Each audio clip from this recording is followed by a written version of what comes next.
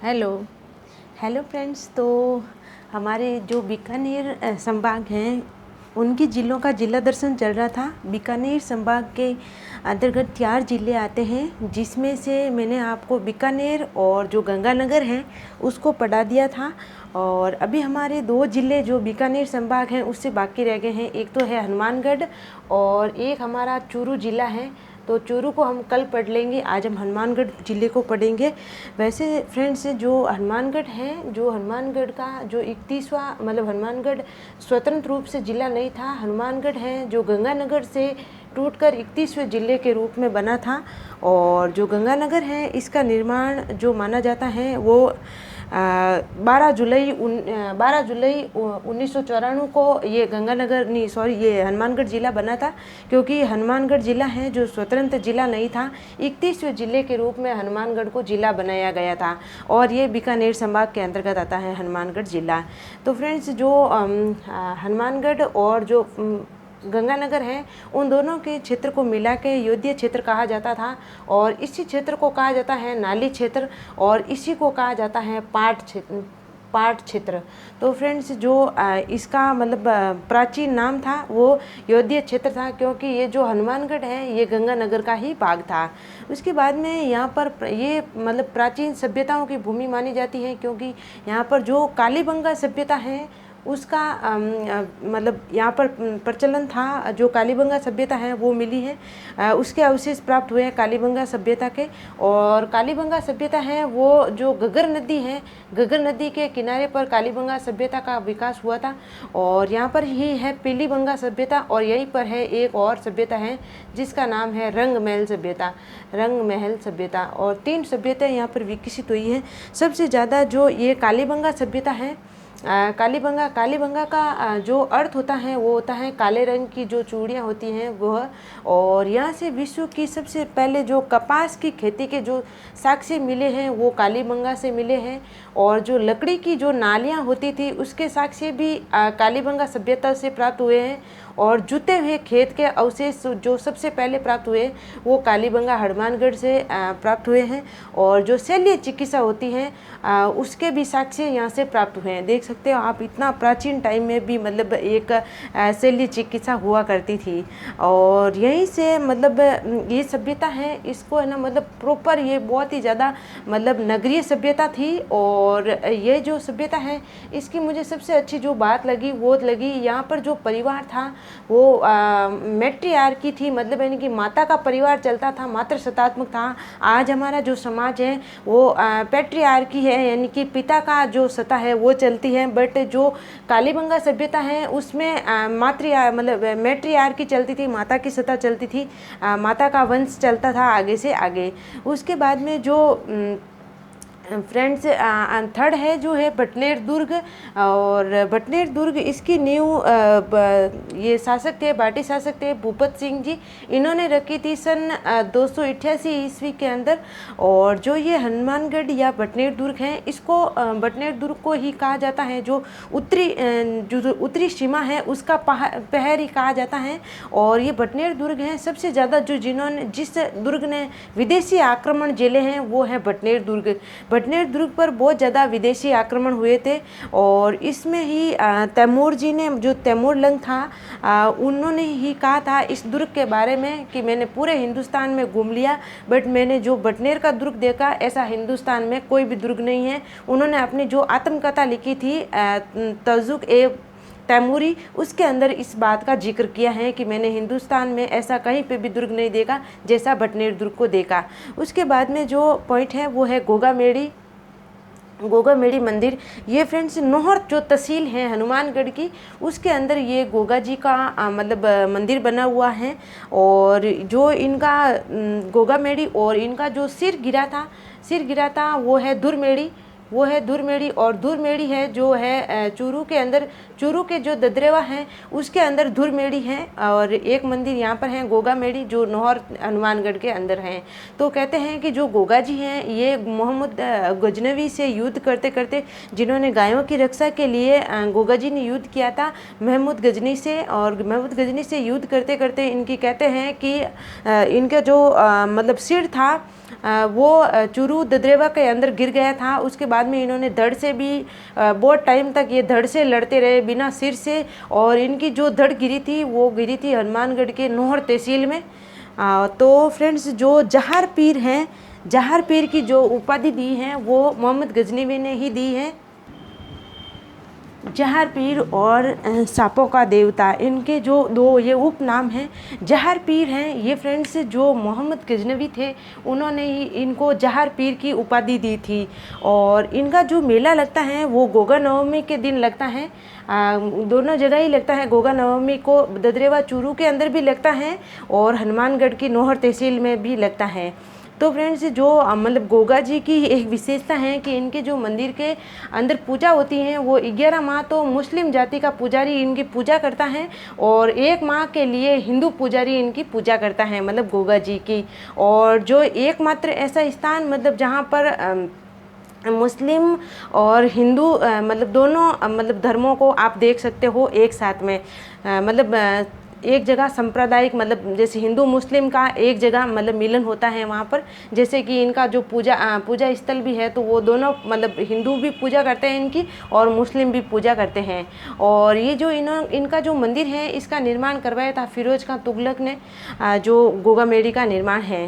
तो फ्रेंड्स, इनका जो मंदिर है वो मंदिर है ना, मतलब मकबरे नुमा बना हुआ है। जैसे ऐसे कुछ मंदिर बना हुआ है इनका इस तरह से, जैसे कि मस्जिद का टाइप होता है उसी टाइप इनका जो मंदिर है वो बना हुआ है, मतलब मकबरे नुमा इनका मंदिर होता है।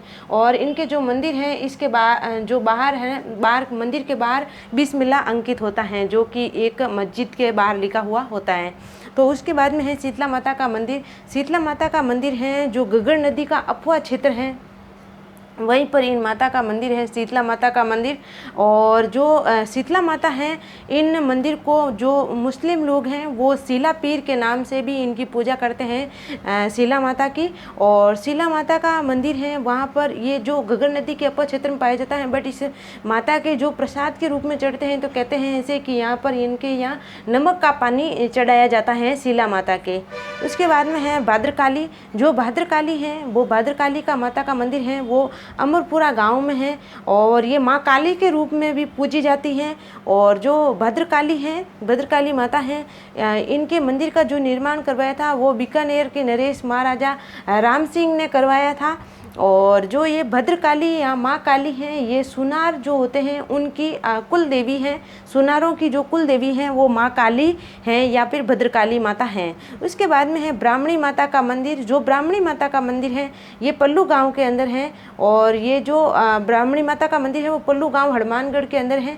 और जो ब्राह्मणी माता हैं इनके मंदिर में प्रत्येक माह की जो अष्टमी और नवम होती है उसके दिन मेला लगता है। उसके बाद में है गगर नदी। जो गगर नदी है ये हनुमानगढ़ की प्रमुख नदी है, और ये जो गगर नदी है इसका जो उद्गम होता है वो हिमाचल प्रदेश की जो कालका माता का मंदिर है वहाँ से गगर नदी का उद्गम होता है। और ये गगर नदी है जो हनुमानगढ़ जिले में जब प्रवेश करती है तो उसके बाद में ये तलवाड़ा झील का निर्माण करती है। और तलवाड़ा झील एकमात्र ऐसी झील है राजस्थान की जो सबसे नीची झील है। और उसके बाद में है इंदिरा गांधी नहर। इंदिरा गांधी नहर है उसका जो प्रवेश द्वार है वो भी हनुमानगढ़ जिले के अंदर ही, जो इंदिरा गांधी नहर है ये भी हनुमानगढ़ जिले में प्रवेश करती है।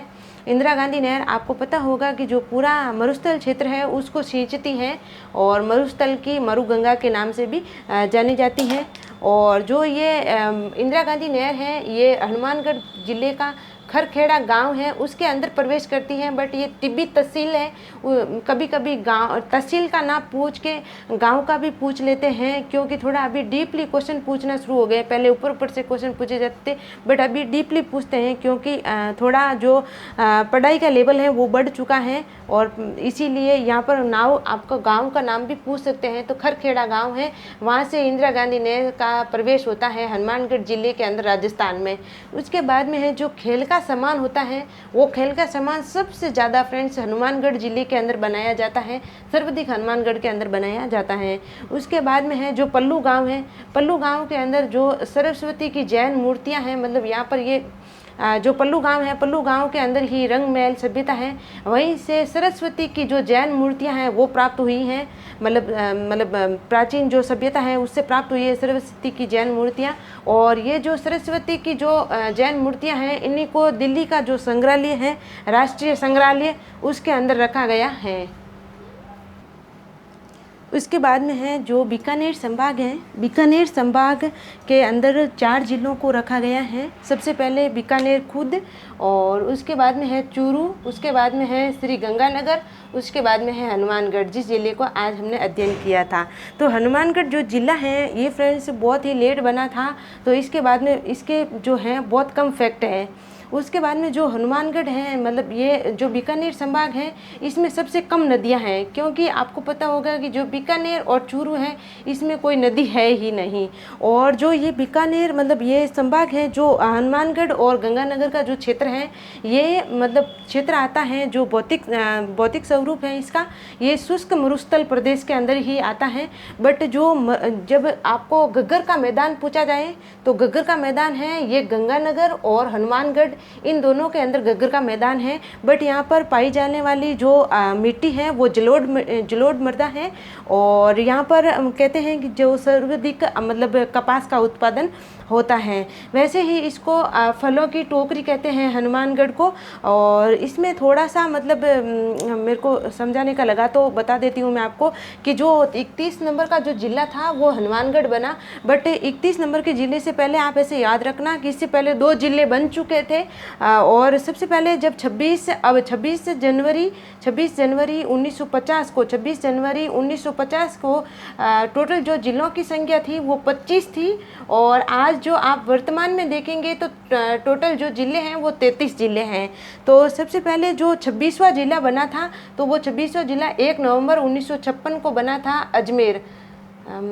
अजमेर बना था, जो कि सबसे पहले आप ऐसे देखेंगे तो अजमेर मेरवाड़ा एक केंद्र शासित प्रदेश था, और 19 रियासतें और 3 ठिकाने थे। तो 26वां जो ज़िला बना था 1 नवंबर 1956 को, वो सबसे पहले अजमेर बना था, और 27वें ज़िले के रूप में बना था जो 15 अप्रैल 1982 को करौली नहीं है, धौलपुर है, यहाँ पर धौलपुर लिखा नहीं है, बट यहाँ पर जो ज़िला बना था वो बना था धौलपुर ज़िला बना था। यहाँ पर धौलपुर ज़िला 27वें ज़िले के रूप में धौलपुर बना था 15 अप्रैल 1982 को। और उसके बाद में 28, 29 और 30 ये BDR हैं, 12 दौसा और राजसमंद है। इसमें जो 10 अप्रैल 1991 के अंदर बने थे ये तीनों ही 12 दौसा और राजसमंद, 28, 29 और 30वें ज़िले के रूप में। तो ऐसे देखें तो जो और 31वें नंबर का है वो हनुमानगढ़ ज़िला है।